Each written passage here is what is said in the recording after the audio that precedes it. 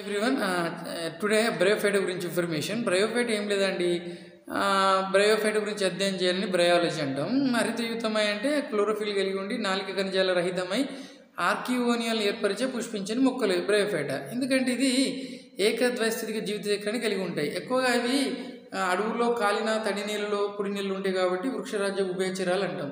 Thallus దేహంలో సాగిలపడి నిజమైన వేరు కాన్న పత్రాలు ఉండవు. పురుష లైంగిక అవయవాన్ని యాంథరేడియం అంటాం, స్త్రీ లైంగిక అవయవాన్ని ఆర్కిగోనియం అంటాం. Life cycle main important. సంయోగ బీజ దశ ఏకస్థితికం, సిద్ధ బీజ దశ ద్వైస్థితికం. మెయిన్గా 3 విభాగాలు ఉన్నాయండి. లివర్ వర్డ్స్ హిపాటోక్యాప్సిడా దేహం థాలస్లో ఉంటుంది. ఎగ్జాంపుల్ మార్కెన్షియా, రిక్సియా. హార్నోవార్స్ ఆర్కోసెరటోప్సిడ్ అంటాం. ఎగ్జాంపుల్ యాంథోసీరస్. 4th వన్ ఏంటంటే మాస్ శైశవ దశ ఉంటుంది, సంయోగ బీజ దశ ఉంటుంది. ఎగ్జాంపుల్ ఫినేరియా, పాలిడ్రైకస్, స్పాగ్ని. ఓకే అండి, this is today short information Bryophyta. Thank you so much. Do like and subscribe my channel KS Ramnachari Ideas. Please support my channel.